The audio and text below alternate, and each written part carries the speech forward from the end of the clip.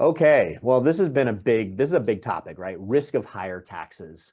I think the reality is we know in Washington we have some challenges, right? And I'm not here to unpack those.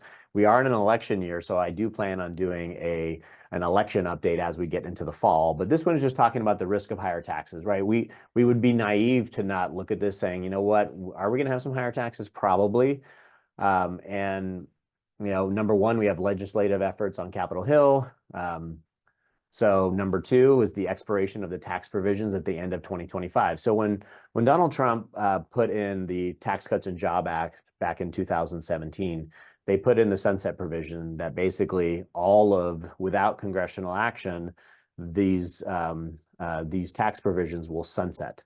So, and when they sunset, we're going to have higher tax brackets. So that's the whole risk here, is that without action at the end of 2025, so a little bit over a year and a half, this will sunset, and then these tax provisions, or what I would call tax cuts, expire. So there is a risk of higher taxes in the future. Then number three, fiscal pressures facing the federal government. The reality is we're spending a lot of money. I think the last number I saw is something like $1 trillion we're borrowing every 100 days. Obviously not sustainable. So are we going to control spending? Are we going to tax more, or a combination of both? I don't know the answer to that. But the reality is we definitely have some fiscal headwinds here that are going to potentially cause some higher taxes. So we can all hope that we have some restraint on spending, but frankly, for the last 25 years, we really haven't seen any sort of restraint on spending from either side of the aisle. So a couple of things just to highlight.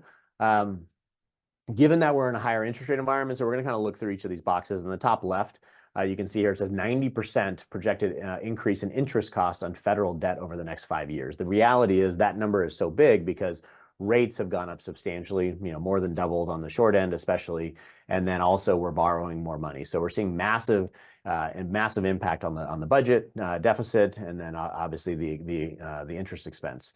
On the top right, you can see 70% of government spending is devoted to mandatory programs plus interest. Doesn't leave a lot for other programs. So you can see that's definitely a massive pressure that our government is facing. Bottom left-hand corner, it shows that based on our current tax structure, that we're estimating about 18% of basically 18% of GDP will be collected in revenues, but we're spending 23%. So we have a gap there of 5%, which again, either spending has to come down or revenue's got to go up, or we're going to keep borrowing money, right? So the reality is, you guys probably know my opinion. I'd like to see spending come down, or at least, kind of pause and let our revenue start to catch up with it. And then this is not a big scary thing for me. It was just part of a slide that I had found, but that says Social Security Trust Fund will be depleted in 2034. The reality is we have a printing press. I don't think there's a big risk of this, again, in my humble opinion, but nonetheless, that is the data. We have plenty of ways to solve this, but politicians do not seem to want to tackle that issue.